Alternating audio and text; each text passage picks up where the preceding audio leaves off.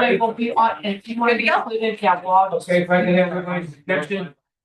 Thank you. All the workshop to order. Clerk, take your roll, please. Mr. Malloy. Here. Mr. Hernandez. Here. Mr. Bernard. Here. Okay. Madam Clerk. Okay, item number 1 is to dispense with reading the minutes of the emergency meeting that was held on Sunday, the 25th.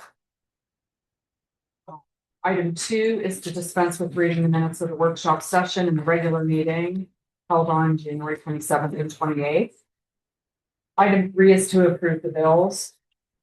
Item 4, approve an agreement for legal services between the Board of Commissioners, prosecuting attorney, and the Board of Park Commissioners for Trumbull County Metro Parks. Bill? Sure. Commissioners, Bill Danso, Prosecutor's Office. Up until I think last year, this was something that we had done for probably 6 or 7 years in a row, where we are by statute authorized to represent the metro parks if the prosecutor, the park board, and the commissioners all agree to allow us to do that. The reason we started doing it years ago was because, as you know, the metro parks budget is not very large, and this sort of avoids them having to spend money outside on attorney's fees when they do need legal reviews of things for different projects that they're doing and minor legal issues that might come up. So what we've traditionally done is we've contracted with them for $1 just to sort of help offset their budget issues, and to, because the budget comes from the commissioners, to help the commissioners out as much as we can with the budget.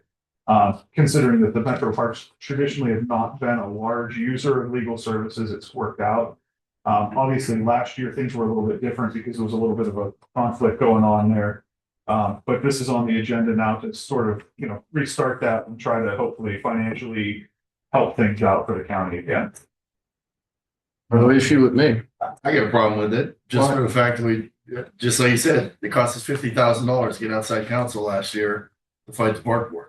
And we have conflicts with Howland, we have conflicts with other things where we're dipping in our pocket many times over the last year and multiple times over the last 2 to 3 years, because our prosecutor, that's our guy, can't represent us because there's a conflict because we allowed his services to go somewhere else, and then we had to go pay our own attorney. And I just think we need to get away from that as much as we can, because we could be saving the taxpayers money by using our guy and not having to go for this outside counsel all the time. But just on the park board thing last year was over $50,000 that we had to pay because of that conflict that he's talking about, because they paid $1. It blocked us from using our guy. Well, first of all, that was probably a unique situation that hopefully it won't happen again. Secondly, if we don't do it for $1, then we're going to have to put more money in their budget. They're going to have to ask for more money in their budget requests. Yeah, It was okay for years until last year, right? Right, Bill? Last year was the first, or whenever that Right. issue came up, that was the first time that had, with metro parks, had become an issue. And then speaking to, Howland Township, there have been some conflicts that have come up with that over the years. But also, Howland Township pays well more than $1 to have the services of the prosecutor. So, it is, you guys do have a say in that. So, I mean, it is subject to board approval. Now, Commissioner, with all due respect, I still believe we should definitely represent Metro Parks. I mean, they're another leg of our, of what we do here. It's a county entity. Well, and let me just advise you and caution you that if we do this, there are appeals coming on the dam and on the future of the river. There are appeals on the property that they destroyed. There are going to be lawsuits coming up that are going to cost us money using our guy if we go into this deal. So knowing, Wouldn't that cost us irregardless though? I mean, even if we don't give them the $1, the attorney, they're still going to have outside counsel, and we are too, correct, Bill? well, they had money from the grant they used to pay their attorney last time. That money from that grant will still be able to be used to fight a lot of the stuff, Yeah, but we won't be able to be We involved. still have to have outside counsel? It depends on whether the commissioners are named in any of those actions, or if the commissioners choose to file suit against the park board, I guess. If that's the case, then that could be an issue. But if the commissioners aren't involved in it, then there likely wouldn't be any sort of conflict issue there. But it's just hard to predict what you guys are gonna want to consider down the road. That's a good question. But that's if, I mean, you're saying if, Commissioner, I mean, we don't know that that's gonna come to fruition, if that's gonna be an issue. I still think that they need representation and, I think it just, as a county, as a board, that we should allow the prosecutor's office to represent them. I mean, On I'll one, respect on the one, vote. on one vote. I'll respect the vote of the majority, but I know lawsuits are imminent from landowners against the park board. With problems that they're having now with what's being exposed in the bed by the river going down.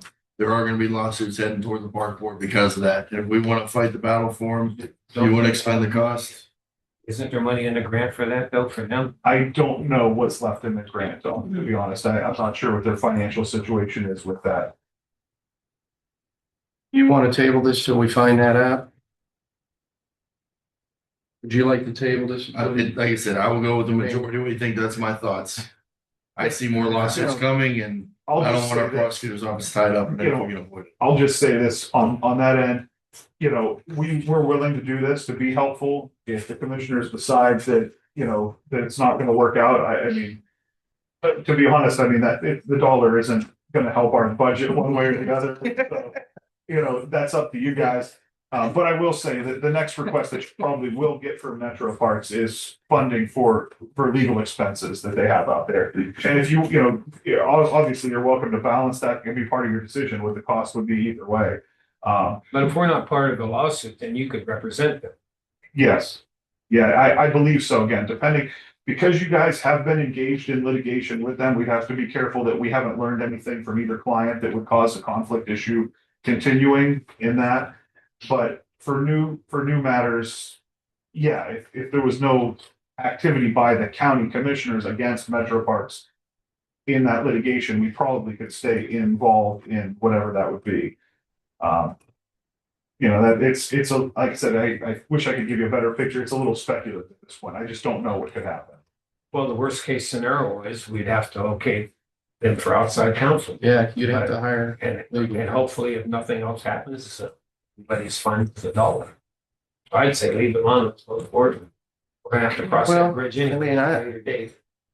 Again, I respect the commissioner's opinion of it, but I still believe they need representation, so I would second that and, agree to that and then see where this goes. I mean, if it does end up where, we are going to have legal counsel represent them apart from the prosecutor, then we can always look at that. And I do want to, kind of throw something out when we're talking about litigation and this kind of thing, when we talk about some of this environmental litigation, whether it's FEMA related, water sewer related, we've had a lot of these things come up. Our office, is not really staffed to handle large scale federal litigation in particular. So in a lot of those cases, honestly, there's going to probably be, if they are really big matters, they're probably going to be sent out for outside counsel anyway. It's just a simple matter of resources that, we're here advising county officials, doing county work, handling some of the state court cases that come in.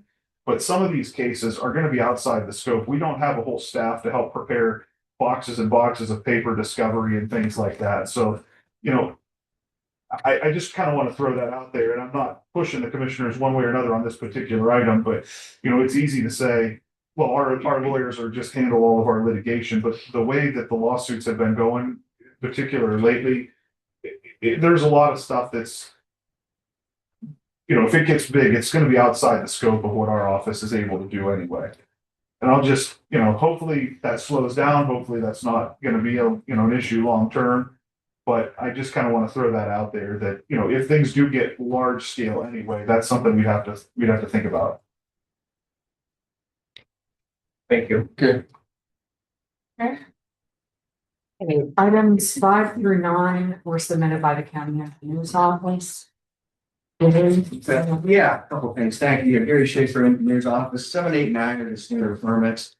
Item number 5 is for our annual bridge inspection program. So that's, I believe it's, this should be the third year. that contract with MS Consultants. We were in the bridge, those years, 210 bridges out of 372 inspected. On the number 6, then, last year, we'd gone out, we had advertised, we've gone out for qualification statements for a design build project there at our facility. Do some upgrades to our CNG fueling station. We have 11 first natural gas fueled trucks. That's kind of at the point now that it needs some refurbishing and some upgrades to it, continue to operate. So we've got the qualification statements in one firm. So we negotiated the scope and the fee, and now we're asking for approval and execution of that agreement with that company.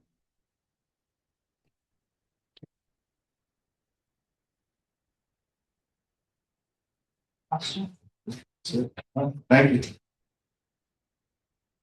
Okay, item 10, to approve the resignation of Mr. James Infant in the position of deputy dog warden at the Trumbull County Dog Kennel effective at the year 12. Any questions? Posted immediately now too. I mean, we'll post it as soon as this is due. I am going there, Alex D and Jonesy Bush, Human Resources Department. I'm going there Thursday to sit with Matthew, and we are going to be conducting the second round, just narrowing down who we'd like to choose as his assistant. And then we will also talk about plans on the posting this job. But I do want to work with Matthew on that. And give him the opportunity to take the lead on that in coordination with HR, but I want him, it's his department, and I want to work with him to do what's best for him. What's the pay range difference between this position and the assistant? Very large. So a dog warden is a pay range 4. The assistant is a pay range 10. So some of these assistant candidates probably would not have an interest in it.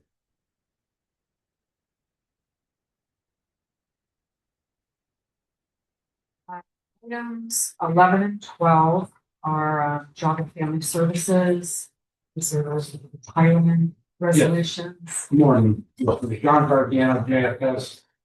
These are 2 retirements. Number 11 is Mr. Flores, who had 36 years of service, and Mr. Butcher on number 12 that had 35 years of service. I thought proclamations got stopped, but I guess they're been reinitiated in the last week, and they indicated that they would like the proclamation. However, they were also, Friday was their last day of work. I'm not sure if they're going to be here tomorrow or not, but they wanted a proclamation, and I said I would put that on it for them. They're both very good workers. We were hard workers and did their best for the clients. Don't have the information for that tomorrow? Yeah, they're all right. Oh, okay.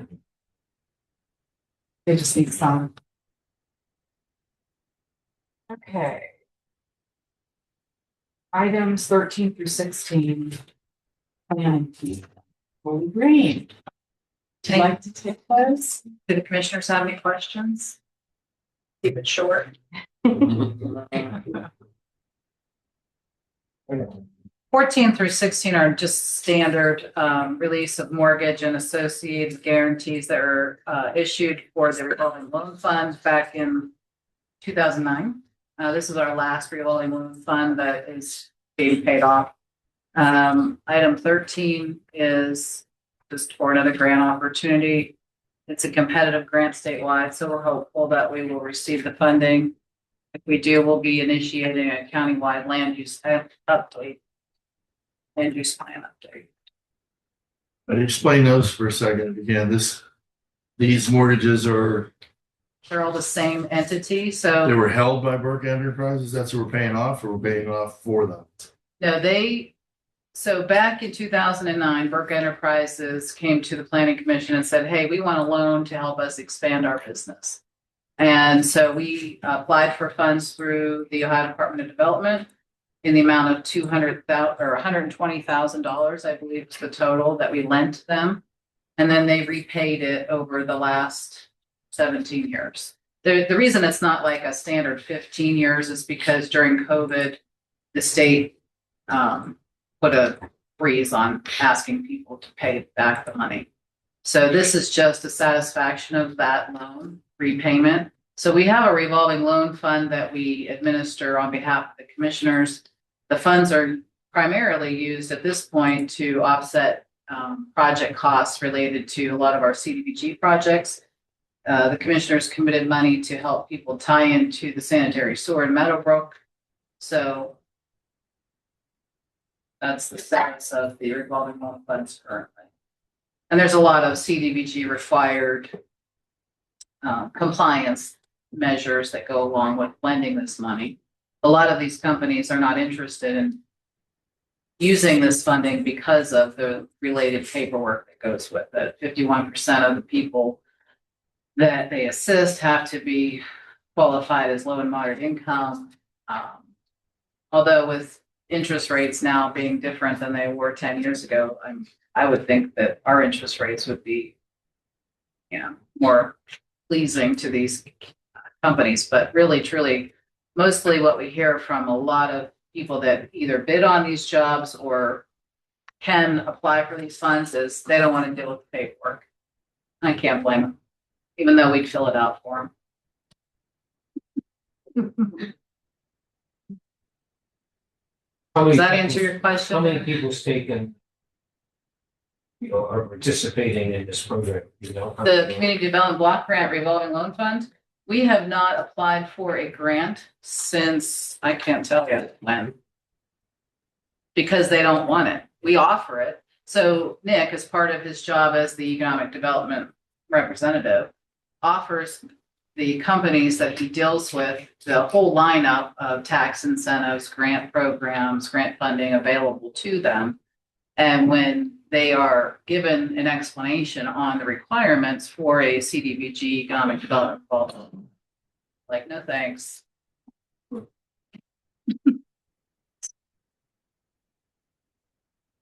So what happens is we apply for the funding and then they repay it into this revolving.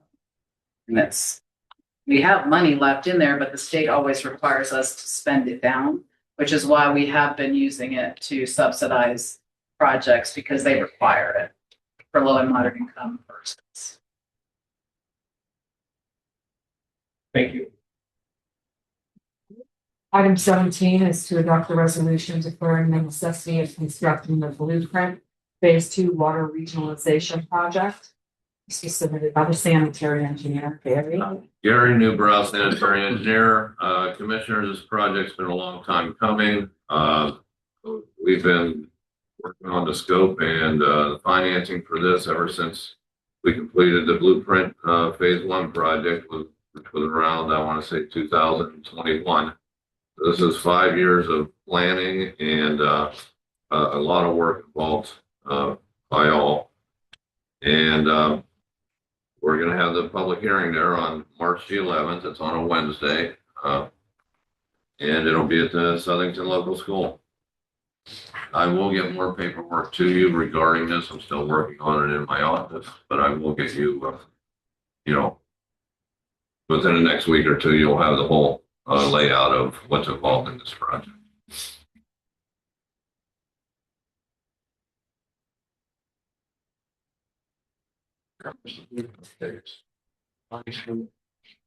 It comes from the Ohio EPA water supply revolving loan account. And we got 50% principal forgiveness on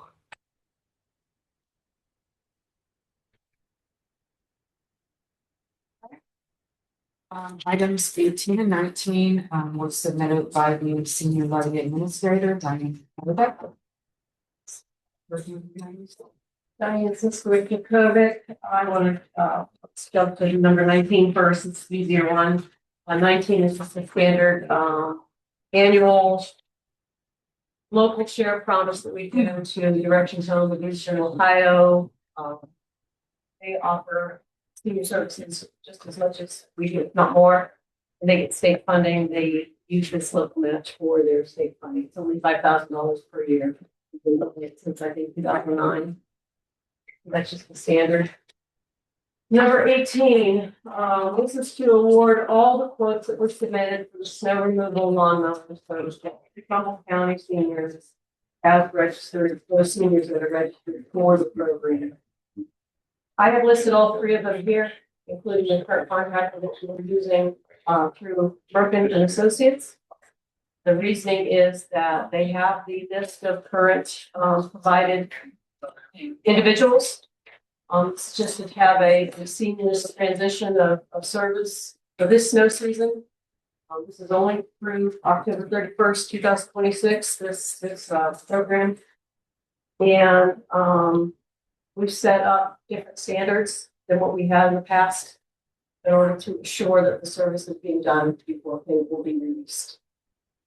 It will include photographs and phone calls of all people that receive service. But my question is, Diane, how can we give a contract to one of them? We're still waiting for an answer to see if everything was up to par for the Well, present contract that we're in.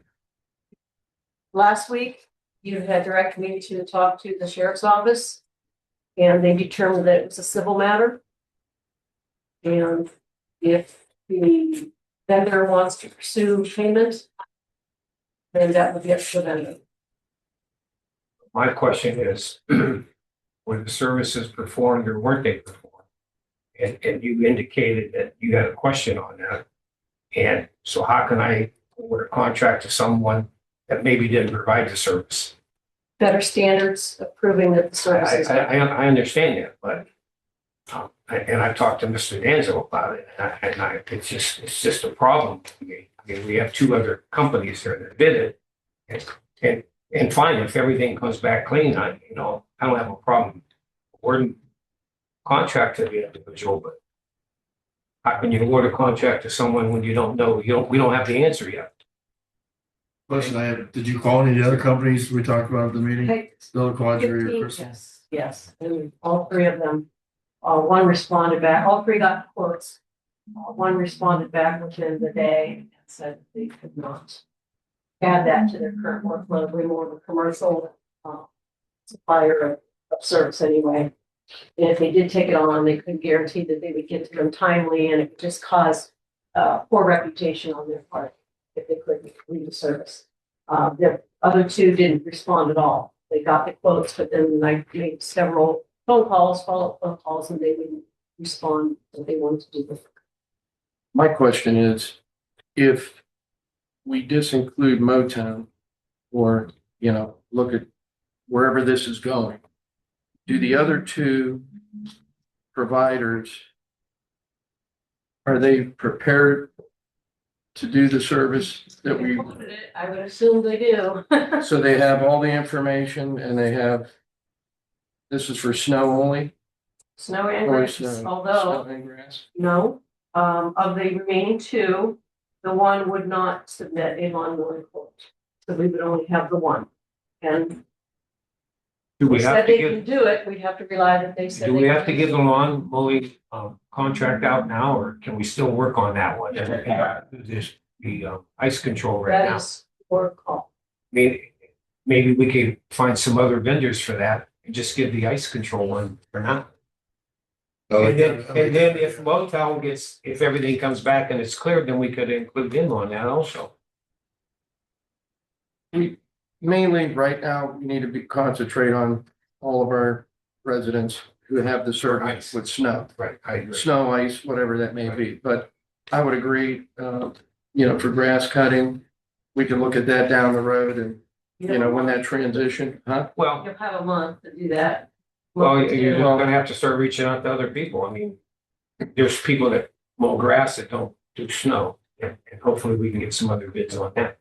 And once again, I said, if Motown comes back, if something comes back, then we can award it to them also. But I just have a problem awarding them a contract until we get the answer. What's your Well, take on I that, would Mr. Danzo? refer to the prosecutor's office. I don't know, Bill, do you have a? The only thought I would have, and I built in the prosecutor's office, is that, Diane has said that she has a different sort of tracking mechanism in place.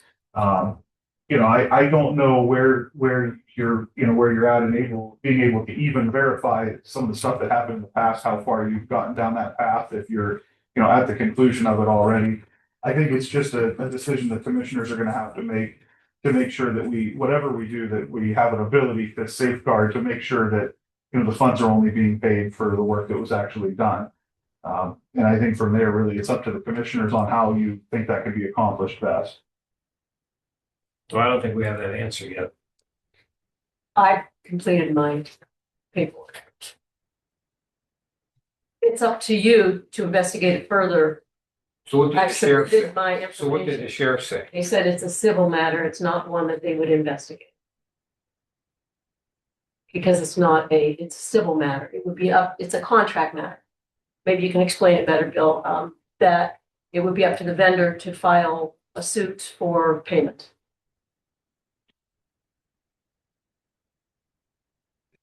Yeah, I guess, Bill Danso, prosecutor's office, I think that it becomes really, if that's the position of the sheriff's office, then it really becomes more of an audit issue, whether or not we can audit the records or whether an audit needs to be performed of the records, that hasn't been done already by Diane. But other than that, I think that, the payment hasn't been issued for those times that you couldn't verify, if I understand correctly. And, if they could be verified somehow otherwise at this point, then I think we can talk about that. But I don't know, again, if it sounds like you've gotten to the end of what you are able to do internally, I don't know where else we can go from there. And even reviewing December's invoice, based upon the phone calls that were made, we would still be holding those funds back as well. According to my calculation. Yeah, we but with would- your phone calls, grass cutting wasn't done and the snow removal wasn't done. I mean, that's what your report said, okay? So I don't know how that's criminal, if that's criminal or civil, to me, that's criminal, and I don't know why the sheriff can't investigate that. They were supposed to reach out to you. I went to them on Wednesday. They were supposed to reach out to you. I can't speak for the sheriff's office. I'm just telling you what they told me at that time. You did verify that there were X amount that were done, Those are not done. From May but what about the ones that were done? through December, Right, when we calculated the amount of work that was done versus what we were billed, how short is that? we only owe $364. We would be holding back $18,928. So we have people saying they didn't have service at all, or people that had service once in a while. These were based on our phone calls back in September. Even December, whenever we called the day after the snow, not the day after the snow, but within that week, giving them time, to get the snow plowing done, they said that they had to hire their neighbor, or they had a neighbor do it, but we were still billing. Yes. Can I speak? Mr. Chairman, Should we permit? It's up to the commissioners, so how you want to handle discussion. Okay. State your name, please. Dave Markham, Number Keepers. I'm sorry, but this is where it's at. It is totally. We've done those things. There's been some confusion. You can't go back to seniors as Diane did. Are there some that were missed? I don't know. I'm just so tired of this, and I'm tired of what I'm hearing here today. We've done this for 15 years. I've done it for Direction Home for even longer. Diane did not have a checkpoint for this, and now she's coming back at me saying, where is this? Go to seniors. If I can ask any of you, when did they cut your lawn this summer? When did they do snow plow? I'm 71 years old. I've been in this business for 20 some years. My reputation is impeccable. I would never, ever, you can talk to the Mahoning County commissioners, anyone else. I would never, ever commit anything that wasn't true. I hate the word fraud was mentioned the other day, and it came from the press. There's no fraud here. Fraud has to have intent and so on. No one's proved anything. The press is wrong by saying that. putting me again in a terrible position because I've been working the way I have. You can say it wasn't done, it was done. At this point in time, I don't give a damn. Okay, I want to move on with my life. I don't want this woman going on TV again and saying that the fraudulent invoices, because that's the wrong word. There was disputed invoices, not fraudulent invoices. And she put me in a terrible position with people. If it's 18,000 and it's even, I want to walk away from this. You keep the money. There's no criminal act. There's no nothing ever done in this. I'm 71 years old. Why the hell would I do something like that for a measly few dollars when I'm doing millions of dollars with you guys? There was an error. It was the system that sucked. And now she's putting something in there to check it. God bless her. Go ahead and do that. I will swear on my parents' grave, I never, ever billed for something that I wasn't given that the job was done.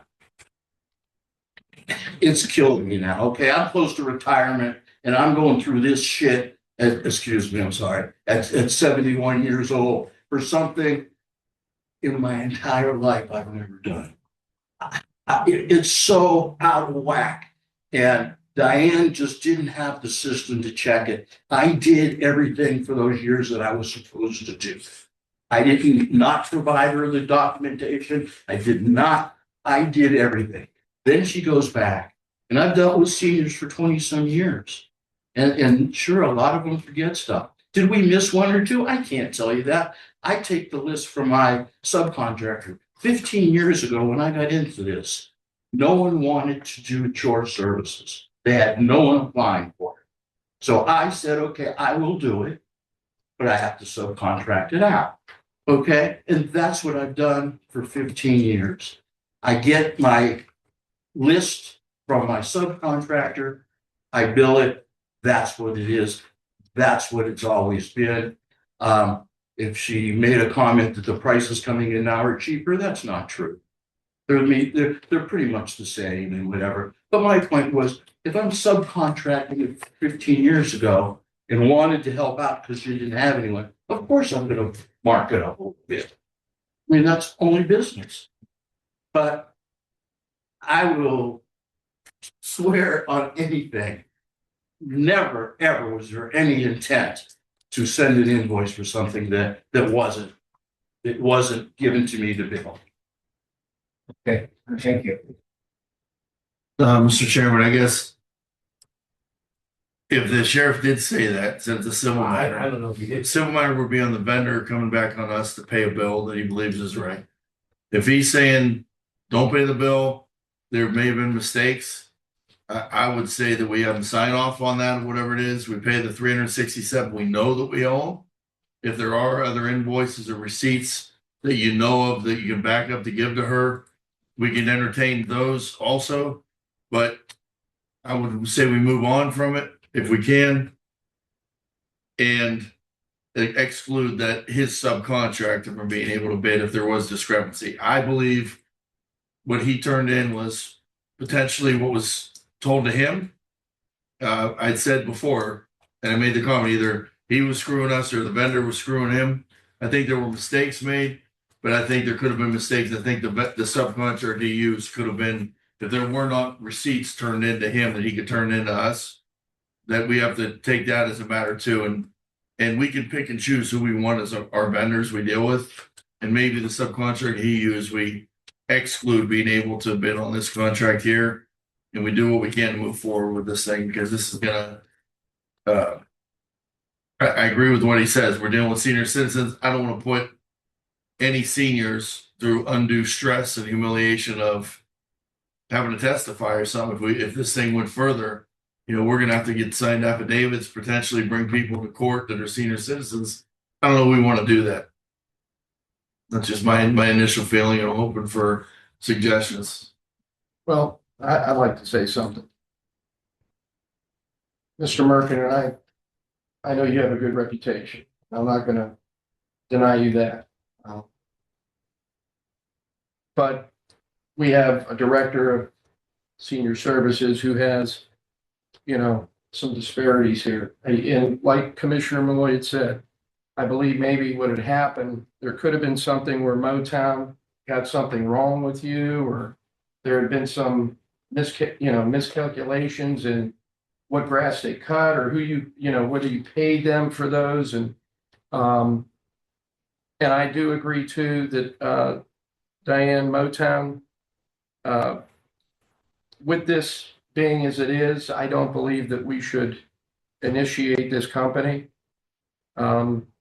Because of this situation. It's just an ongoing situation. And I think we should, if Mr. Merkin would agree, I would agree with the commissioner that I believe in paying for the services that were rendered. Absolutely. He's owed that, which there's a big disparity in the amounts. But that being said, we should pay for what we know the director has said, was work that was provided. And if Mr. Merkin agrees, move on. He is still with the county and does a lot of work with the county.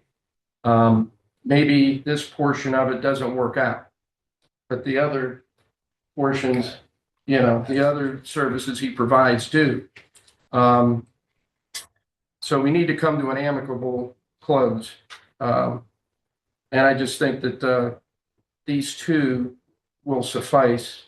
The other, and I know you feel the same, Mr. Chairman.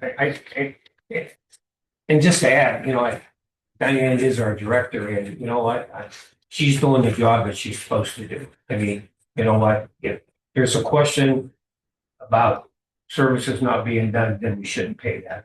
But I agree, if the services were done, then they need to get paid. And maybe if after looking at it, we find out that the services were done, then I think you should have your money. Okay. But, I just can't vote for a vendor when there's a question on that. And we just take him off, that takes you out of the equation. We give it those two. Seniors still get their service, and then we move on for the grass cutting and see where we go from there. And I don't think anybody's, Diane, she has a job to do, and she needed to do that job. I don't want her to submit us a bill if she feels uncomfortable with something. Okay, and it's not directly towards you. It's we have you and the vendor. And if she has questions about that, what? She has a right to ask those questions. And I want to add with this thing, I want to commend Diane for catching this. That's what we expect directors to do and do your job. You are a CPA, she understands that. So we got to back her up on the billing she has, 100%. As far as Mr. Merkin, I do want to remind people too, we did have a discrepancy in home health care stuff that he brought to our attention, where we were going down a path that would have cost us money for a company that legally or qualified wise for the safety of our seniors should not have been dealing with seniors at that time. They falsely represented stuff to us, and he's the one that brought it to our attention. So he does care in the best interest of the county and the whole thing. So, and then in lieu of the senior ride share thing too, there's been no discrepancies there from what I can see, correct? And so this is one area I agree. I'll just say there are mistakes in this side of the contract, this side of the area. If we move on from that, I don't think there was intent. I'm not a judge, but if the sheriff doesn't believe that there was intent and doesn't want to pursue looking any further, and it's a clerical thing, I do believe too, we did have a bad on us. We did have a bad tracking system as far as no photographs of the job when they were done, billing going to someone else, this and that. But then again, the contract also said they weren't supposed to have subcontractors. So that led us into an area that we couldn't control. So there were mistakes made with this. We should have enforced that part of the contract before it got to this point with no subcontractors. That clause, we allowed that, which caused mistakes to be made after that. If we can walk from this with feeling that we billed for what we could prove, and he waived the other stuff where there were mistakes, that's kind of where I sit with my decision. I like to make a comment though, because, just to comment about that, Commissioner, I don't know, you're saying we. It wasn't we didn't have any idea about that. Diane has that. And commending Diane for what she does and what she caught. But that was never brought to our attention until now. So I can't say, when you say we, I don't think you can say that the commissioners had anything to do with that because it's just off track. Well, really. I say we because Diane is part of Okay. us. We assume responsibility for the Just to be actions of clear our about it, because agencies. I only have one other comment. Diane, on any new contract we do with the seniors, do you put a letter out letting them know that, hey, your grass is supposed to be mowed X amount of times. If we get a snow of a certain amount, your driveway should be shoveled. And if that is not being done, to call your office, at least if you get something in writing with them, so they can't come back to you and say, well, my driveway hasn't been shoveled for 3 That's- months. Part of why, in my opinion, this became as difficult as it was, because we allowed the vendor to administer that program as far as who they call for service. That will not be the case now. We have the registered list. We will maintain that list. We will direct those people to that whichever vendor to do the grass cutting and snow removal. And I've already talked with Mary Beth that we are going to be not only mailing out something, but calling each of the individual consumers signed up to let them know what the rules of the program are and who to call whenever there's a problem. That wasn't happening before. They were calling the vendor directly. With transportation, we have them calling us for complaints.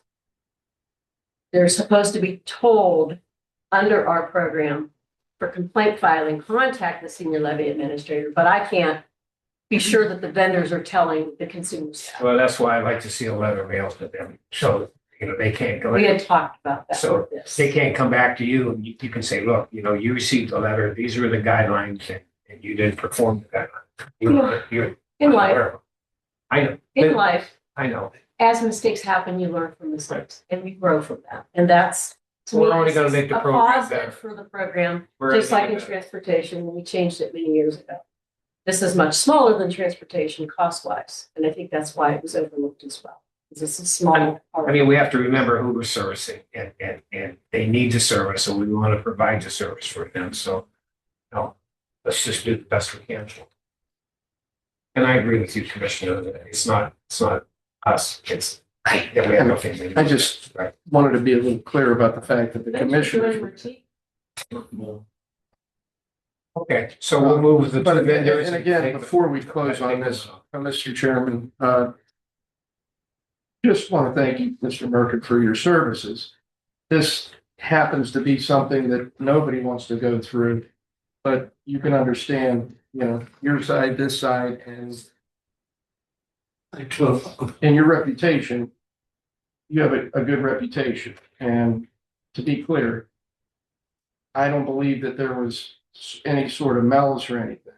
I think there was miscommunication, something between your subcontractor and you. Yeah. And Dave Merkin, I want to thank you for that. And I learned a lesson. I'm going to do what I do. I don't need to subcontract anything anymore. I don't need this kind of confusion. If you want, and if as Mike and Diane will verify my transportation, I can document every trip to the minute. If you ask me about my home care, it's all computerized, it's all documented, it's all there. That's what I do. This is not what I do. I tried to do something for whatever reason, except the fact that there was any intent, because I never, ever would have done that. So I appreciate the comments from the commissioners. I agree, it was the wrong place for me to be for 15 years, but it is what it is. I'm happy as heck right now to say in 7 days, I have none of that. I'm done with it. I go back to what I always did. My main concern is my reputation and what I do. And that's the only thing right now that I care about. If you feel that the money equals out, so be it. If you want something to pay me, so be it. I don't care. I want to walk away from this today and not ever hear another word about snowplow, grass cutting in my company. Okay, thank you. Moving on. Okay, So with this, we're gonna approve these other two and remove the one. Right. Yeah, and then we will reopen for lawn care to increase the pool of applicants. So if somebody does want to mow lawn for seniors, they can contact Diane at Senior Levy and be considered with them to put a bid in. Can we put that on our website or anything? Something good. You can put whatever you want on. If we need to do that. Do that. Can we set the price, being the price is already exposed by what some people bid already? Can we say we're looking for people to mow grasses for $50 a yard and take the bids that way if he wants to do it? Rather than have them bid and cut each other back and forth, because it's public now. Mr. Danzo. Yeah, Bill Danzo, prosecutor's office, again, because this is not a competitive bid, you guys have a lot of flexibility because you're under the bidding threshold. The only downside to that is that perhaps you'd get somebody to give you a quote that was even lower than what you guys are offering. I guess it really just depends on how you want to do that, but But I think we want to be fair too. If we're gonna have multiple vendors, so we want the service stuff. We don't want people to wait and delay. And one company might be the cheapest, but they may be the most backed up because they've got more clients because of their price. I would rather her be in a situation of we referred this one last, this next in the rotation is this one. They're all the same price. That would get the seniors lawns mowed quicker than putting a big workload on one person and then people waiting a week or 2 weeks and then the weather changes and then it getting out of hand. I'd rather it be here's the set price and have a rotation. If we can do that. yeah, I don't necessarily think there's a legal prohibition with that. Again, I just think that you have to be careful that you are picking a price that is the best value for the best service for the seniors. That would be like I said, the only risk is that you guys would artificially price it higher maybe. And I don't know that would happen, but that's Well, we know what the bids were traditionally in the last couple of years. We know what they came in. Let's average them together and set the price. Is that for an average size lawn? Yes. See, what if somebody has an enormous lawn? We don't do We those. don't do any It's a bigger than city that. size lot. I have a question for you, Linda. Can we divide our program up into two different, one's snow removal and one's grass cutting? And stand at the threshold, well, I guess, 75,000 for grass, for snow and well, 75. but that's so I guess what I was told is that we were under the 70, I think it's 79,000 this year, somewhere around there. That I was under the impression we were under that with everything. But splitting it up, can we? We could serve more people. So you're talking about increasing the budget then? No. So, It would be. It would be expanding the budget by 75,000 possible.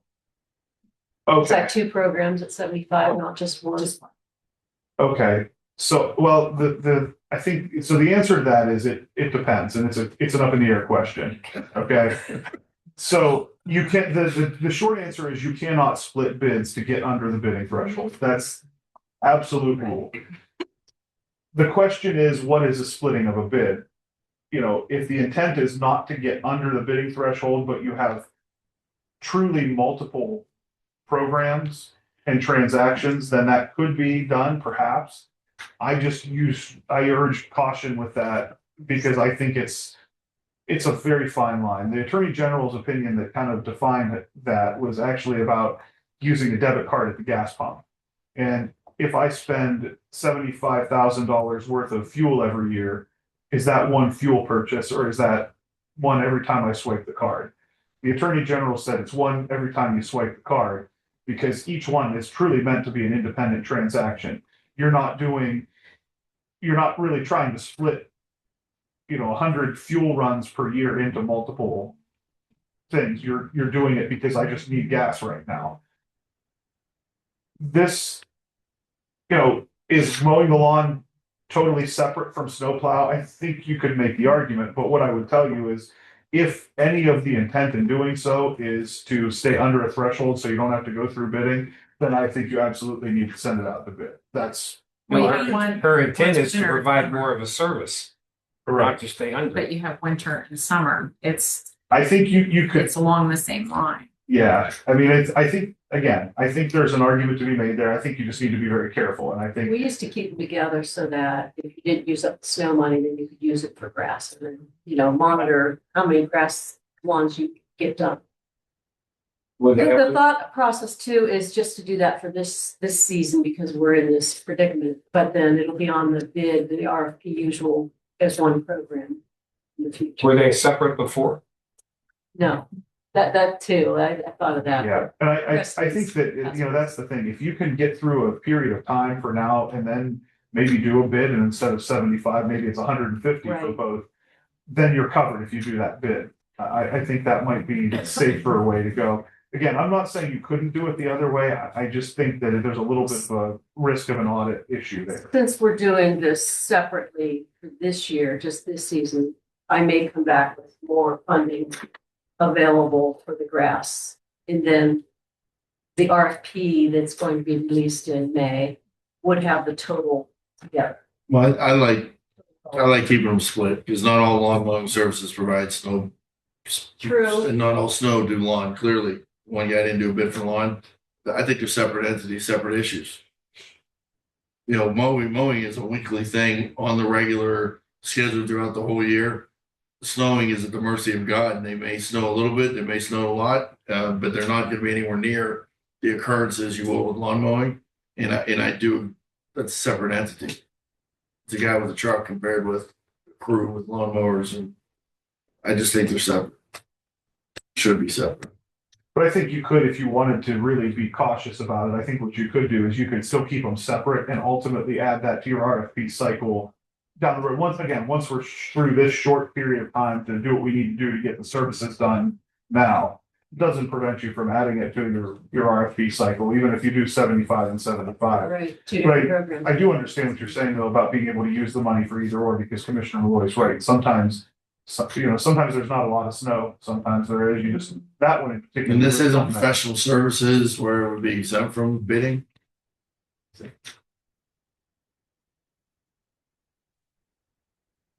Well, let's set it at 75 or whatever. When the money runs out, the money runs out, and then open for bid after that. We have to. Yeah, but can We we may add not more hit- money to that program, though, Diane?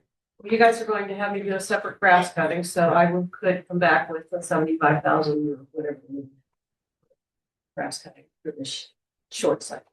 And then we'll put it in our RFP. Maybe it's two separate programs, each at 75. I don't know. Whatever dollar amount. It's our budget, Right. maybe. Well, the main So- thing is that we get this going, so it's supposed to snow Friday, so.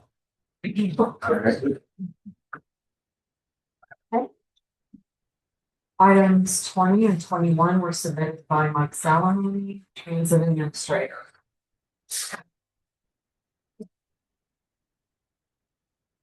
Usually has a handout. That doesn't happen.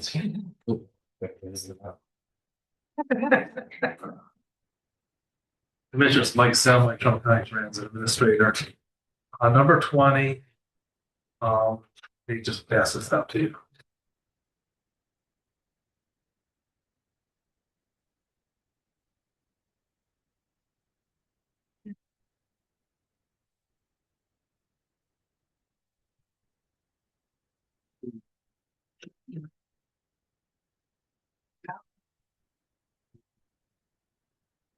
This one. No. Yeah. They said there's a V.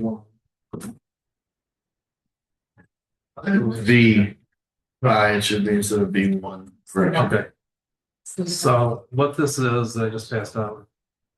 This is to adopt Title VI policy for requirements by ODA.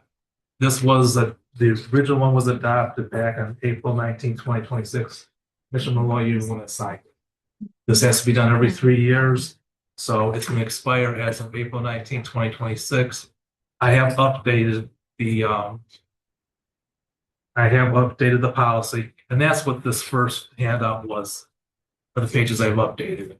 So, and basically the update information is just census information, updating the census.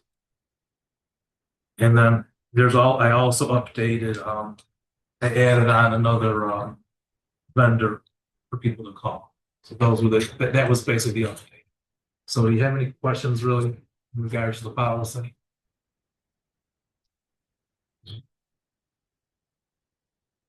Lot to read. I really haven't had an opportunity here. Well, I mean, it is what it is. yeah, it's just, like I said, it's just, where I got the information from the census was, up at Eastgate. There's a gentleman up there that does, I believe, a GSI. He's the one that pulled the information for me for the census, from the census, I'm sorry.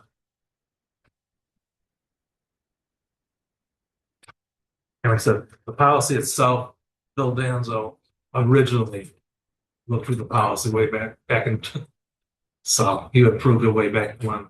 And Mike, I get. Yeah. Two of them with the same back things with different fronts. This one here starts where the rest of our page before that clearly. So this is the policy. Okay. This is the actual policy. These are this is just the corrections that I made. Okay. That's So just 4 pages of corrections. right.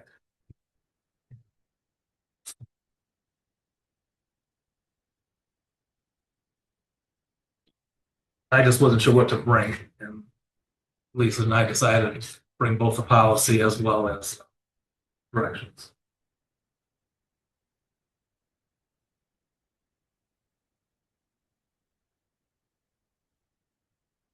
Like, so the policy's been reviewed by legal. It's been reviewed by legal. I haven't comment. Yeah. So where's the new vendor that you added? What I'll page tell you in is a that? second. Let me look at it, because there was.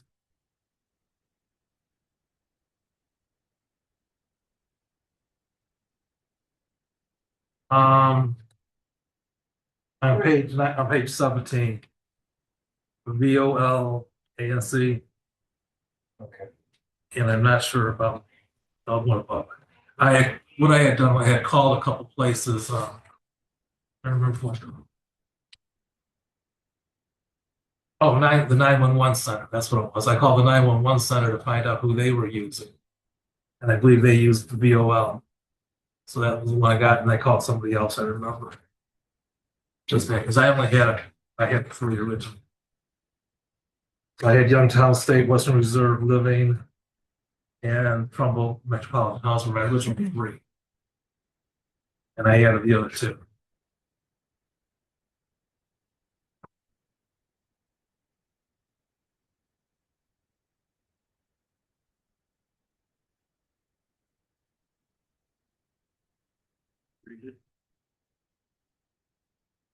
Okay, we're gonna have to digest all this. Yeah, it's a lot to read, but said. Prosecutor's office. Okay, so the original Title VI came from ODOT. It was a template, and back in 23, the prosecutor's office did review and approved it back in 23. So it hasn't changed except for The additions. which is the census information that has to be updated, as well as me adding those 2 vendors. I'm good with it. Census. Yeah. It's a census. I don't know. Yeah, the census came out. That's the point. Only comment I have to make, Mike, anytime you bring us something, make sure the clerk gets a copy of it. So show it out. Anytime they bring us something, the clerk needs a copy of it. And I would say if you're gonna submit something like this, submit it in advance so we can look at it before we get to work.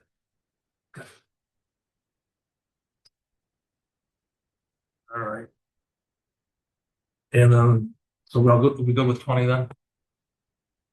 Well, we're moving on. Yeah, 21. 21 is to pay the Neoride $1,000 for Neoride. It's our understanding that we had to let them know in September whether we wanted, Yeah, I've got, someone should let the board know. well, I just found this out. Well, we had a copy of the Well, contract. if we don't pay it, they can sue us over $1,000. We pull out and don't pay it. They haven't provided the service yet. They've been providing service. For how long?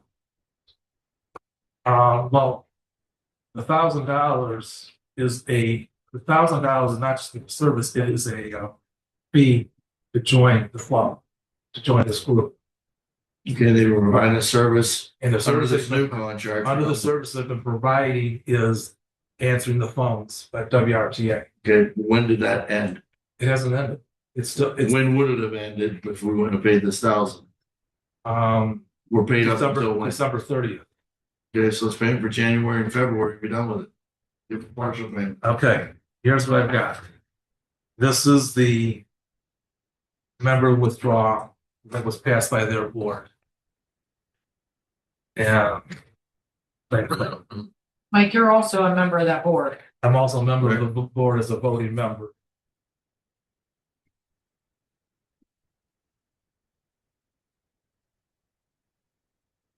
So this is a group to belong to. It's somewhere like, well, it's called similar to Eastgate, different ones. Just because you don't have the service doesn't mean you don't pay the $1,000. You pay the $1,000 to join this group, even if you never use the services. Yeah, but what do they do for us? Okay, the second page explains what they can offer to us. Or third page, yeah, second page, I'm sorry.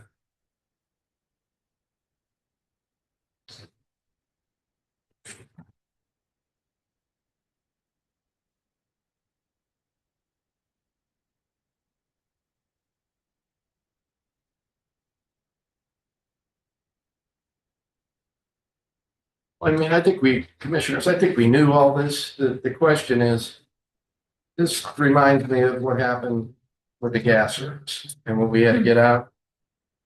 There was a clause in there. In this case, we didn't know about that clause. So now they're going to try to commit us to the $1,000 because we did not in September opt out.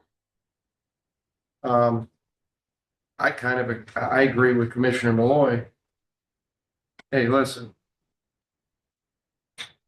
For $1,000, what are you gonna do? Sue us? If we discussed this on 3 different occasions.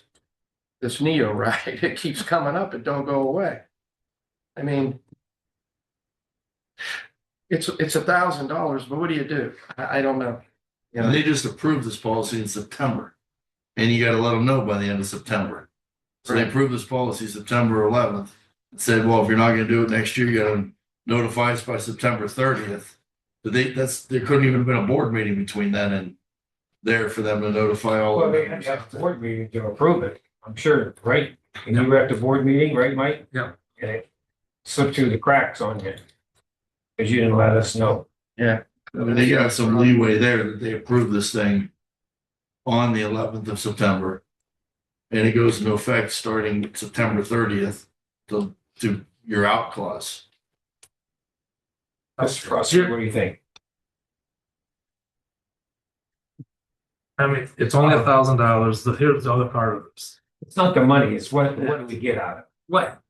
I'll tell you, here's the other thing that you will get out of it. So whoever takes over my position. It's a fantastic way for network. There's like 40 transit systems here that you can network with these other transit systems. To do what? Networking. To do what?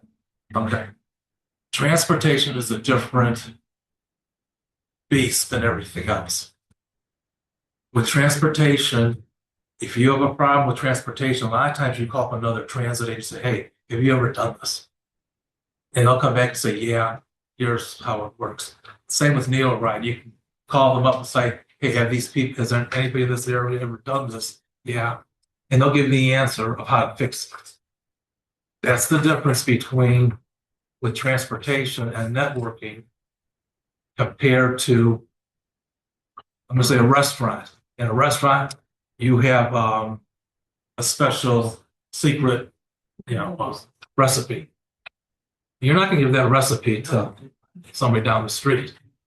In transit, everything's open on the table. Was this the mob? So, No, it's not the mob, it's just that. so you called in this year and got How many times did you call them this year on a problem? I haven't personally this year, but I'm just That's saying, my point. you're gonna be, but you're gonna be having a new person coming in. Or somebody, with that new person coming in, that this is something that could actually help that new person. We, For thousands. like Sherry Taylor, Commissioner's Office, we've only had them the last couple of years. We've Right. only used them. Yeah, And I don't, you're a member of the board. I mean, I guess I don't understand.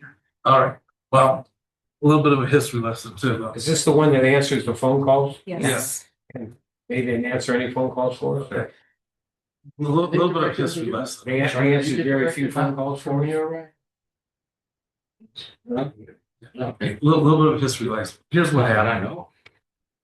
When we were gonna join WRTA, we were gonna be part of NeoRide through WRTA. That fell apart, which we all know. Because that fell apart, the previous board, and this was before you, decided to let me join NeoRide. The reason I thought we only belonged there 2 years. Last couple of years. it's been a little So longer. previous board would be No, it 3, was 4, 5, actually- 6 years. I've been part of We've not done it NeoRide. 6 years. We've definitely not done it 6 years. I've been part of NeoRide for several years, when Mara was here. The reason was what NeoRide promised us, or not promised us, what NeoRide was trying to do was help with scheduling. The idea was it'd be a one call center where people would call in to schedule. And that's what they do for CART. So in other words, the call comes in for CART to schedule their ride through these people to WRTA. WRTA schedules the ride. But because of how I'm set up with the vendors, and I don't know if you ever got the call, I think you did get the call. But I don't know. What happened was because of the vendors weren't about to say, you can schedule on ours. And that's what happened. So what they just did was just a basic call center for us. So what you're saying is they didn't provide the service we joined with initially to join them for. So we want to keep paying them membership dues when they didn't provide what we wanted. But the reason we don't. the original reason was to have a one-stop call center where. But that we would never call. happened. But that never happened. That never happened because of the vendors. And the best thing they could do is have WRTA just answer backup calls. So where is it in our best interest? They belong to this organization. I think for the $1,000, stay in for one more year and whoever comes in here, let them make that decision if they want to stay with it. Yeah, but if we already opted in for 1,000, We have a board member right here. We should be able to opt out. Like Commissioner Malloy said, it was like not even 30 days. It just sounds stupid. We're gonna pay 1,000 and then send a letter. Now, the next year, at the end of this year, we're out. Because we have to send a letter before September again this year. So we're gonna send them a check with our resignation letter from the program and then ride it out for 10 months. Again, gentlemen, it's not the $1,000. I just don't know if we're getting anything for the $1,000. I mean, this group is willing to come over. If Neo Rides, Still confused. If- Still not getting any service for if it. Neo Rides willing to come over here and give us presentations on what all the other members do and guide us through to a new system for the future when Mike's gone, and serve as like a consultant for that $1,000 membership dues, then that would be worth something. But I don't know, would they do that? I can call. Yeah, for an answer. Yeah, but the longer we wait, the harder it's gonna be to get out, gentlemen. They're in Wadsworth. She's only an hour's drive. Let's ask. If we can retain them as a consultant with that 1,000, Yeah, but To the walk us longer, through the next the system. longer we stay in, the harder it's gonna be to get out, is my question. right, but it'd be worth it for $1,000 to have a consultant on our future with this stuff, If they do anything. if they'll do it. I don't care, whatever you guys want. I I will call. don't think we're getting anything from them now. Luck. And if they say no, then We went out of the program. Done. Am I holding this item? Yes. Until we talk to them, Mike, that was Yeah, your I'll- job to call them and see what they can provide in the transition. We visited this 4 times. I mean, Next week- it's next week getting it'll be ridiculous. 5. Huh? Next week it'll be 5. It'll be 5 next. Right. Pretty soon we can have a birthday party. I mean, you bringing cake? Sorry about that. Okay. Item 22 is the routine liquor permit. It's a new application. I did send it to the sheriff's office. They did check it out with Hubbard Township. And it's okay with them. Item 23 is, did you have a question? No, I noticed it's Hubbard Township. I think it's right up the street from here. Yeah. New, but this is new ownership. Okay. Item 23 is to receive and place on file for the 2025 annual report for the Veteran Service Commission, Veteran Service Office. It's routine. Item 24, this was on last year as well. You did approve it to approve the use of wellness funds by the Trumbull County Wellness Committee to provide a night at Scrappers game and its appreciation for being dedicated to their wellness and participating in wellness activities. This was submitted by Jenna and Ryan. Trumbull County Combined Health District. Yeah, I think it was nice last year. Yeah. I think they had a really good turnout. Pretty sure. Okay, that's everything on the agenda. I apologize. I said one more thing. I was State your name, please. Mike Selman, Trumbull County Transit regarding this meal ride. I was not at the meeting on 9/11. So I was not at that point because you had asked me that question. That's why Well, I you should said have got a report on it, minutes. Huh? You should have got the minutes of it anyway. Yeah. I did get the minutes on it, so, but I was not at the meeting. Anybody from the audience? Carol, you have anything for us? Daryl Dunnigan, Trumbull County Facilities. Just wanted to bring Yale up. He's our new facility supervisor. Let him see the process. And then a couple updates.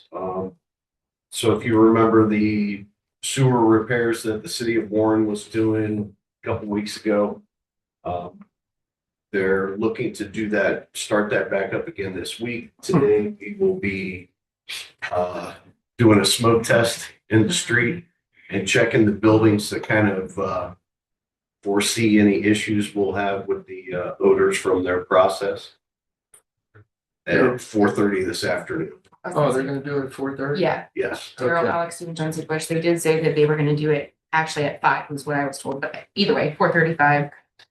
And it is gonna be just to give some context over more towards like Director Gargano as well, aware, like they know what to look for in case something. Yeah, actually, today is going to be outside the admin building and focusing on the courthouse, the jail. Is the sheriff well aware of it? We're gonna have people there. Yeah, we'll have people at all 3 locations. There, I had a conversation with the sheriff and he brought to my attention, we know the boilers are in. Yes. He wants to know why they can't at least put one of those boilers in to compensate for anything going down with that other boiler. And I told him I would look into it. Evidently, the company said they want to do it all at one time, but So those boilers can't work independent with the old boilers. It's program controlled. okay. And they have to So be that's- plumbed in. So it's a process to get everything in. The flues are different, the air intake's different. Well, the This sheriff past, didn't realize that. yeah, this past week or so has been entirely too cold to even have it down for a small amount of time. Yeah. The recovery on that would be No, it's understandable if they don't communicate with one another. I don't think Totally I don't think different they animals. realize that. yeah. So when they start, how long is it gonna take them to So we've Put the new asked, boilers in, and how long would they be down with no heat? the downtime's gonna be minimal, possibly 2 hours. Oh, great. So I'm asking them to pre-plumb everything, pre-program everything to get it in place. That way the downtime is minimal. But these temps that we've had the last couple, Oh, yeah. it's just way too cold to chance anything. So How's it coming along with the blowout at the, down below the court? the courthouse, Yeah, that was actually repaired and back up and running that same day. So it was around 5 p.m. I received a call from the monitoring company and then the fire department. One of our sprinkler lines burst in the basement of the courthouse. Firefo, Warren Fire, Surf Pro were all on site within an hour. And everything's back up and running, good to go. We have additional heat in there now to compensate for the cold temperatures. One other thing, Daryl, have you had a chance to go to Veterans and look at the van that they want to give us? Yes, I looked at that prior to when we had earlier discussions when they bought their new vehicle. And right now, the communication is the battery's dead. So we're gonna put a new battery in it and then we'll get the paperwork transferred. How's it in pretty good shape other than that? It's real good shape. Maybe we should send a letter to them thanking them.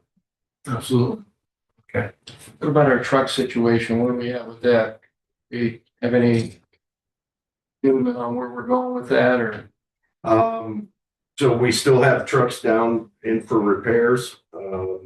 Highway was gracious enough to loan us a plow truck in the interim. We still do have some smaller plow trucks with the small spreaders. I will say that we're having a difficult time finding bag salt. We have a vendor that we use and they contacted us. We placed an order and they said that they actually have nothing in stock. So right now I probably have enough to get us through this snow that's coming Friday. And hopefully we can get something in between. And we still have the bulk salt that we get, but the bag salt for the steps and the sidewalks and things like that. we don't have. And Daryl, the front steps of the admin building, we do have somebody that under contract is gonna fix that. They're just waiting for the weather to break so they can do it. Yes, that's all set up and ready to go. We're just And waiting. he's still looking at beginning of March for that? Yeah, as soon as the weather breaks and it can be consistent 28 days for the curing. Okay, so it's because of weather that they're not doing it now. It isn't delay on our part. It can't be done until the weather breaks. We have it roped off now. We have a company under contract to do it at a very good price. And it'll be done in March. Yes. Okay, Or as soon as weather as permits. soon as the weather breaks. We don't want to rush it and then have to redo it. Right. And then the bids on the the law library steps, that bid process is open now Yes, until, I don't have it in front of me. okay, Yeah, but we put it out for a bit. right, so that's out for bid too. So as soon as we get the bids on that, we reevaluated, and just to be clear, we paid the architect a little bit more money, but it's changing the scope a little bit of it too, which could save the county a couple $100,000 by looking at the option of not using the original sandstone, the original parts they used before. And if we can avoid that, it'll save us big money by investing that 4,000. It could save us in excess of 100,000 from the estimates we had initially on it, and which is good. The step started out at 700, went down to 350. With this new thing, we could get on potentially under 200,000 for them and be able to get them done at a big savings to the taxpayers. Hopefully. And we already have money Yeah, it's for that, Today? correct? 13. Yeah, Okay. 13th. pretty sure. Okay, anything else?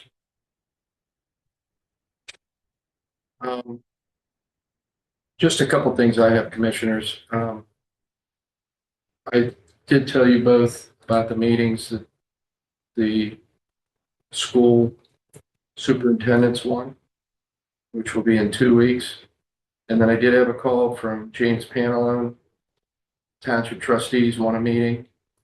I think that's going to be in Howland. They haven't said it yet, but I don't know if they're inviting other trustees. I don't know. I just been getting phone calls.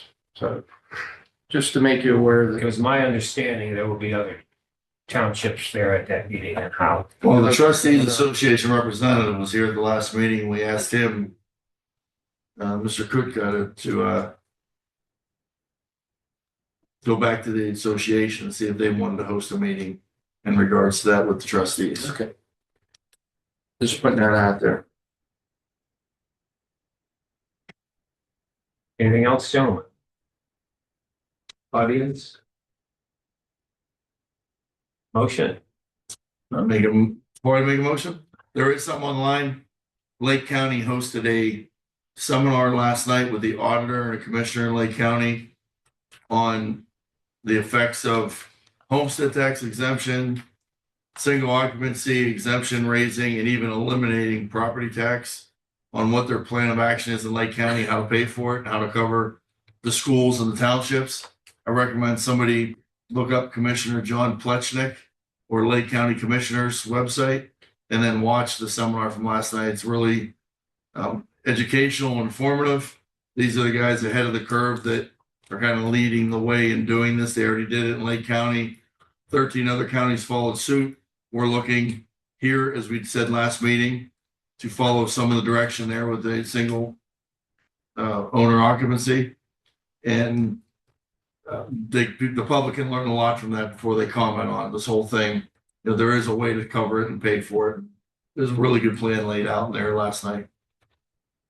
You said Lake. Lake County. Lake County. Motion. I'll make a motion, we adjourn. Second motion? Mr. Malloy, Yes. Mr. Hernandez. Yes. Mr. Bernard. Yes. Thank you.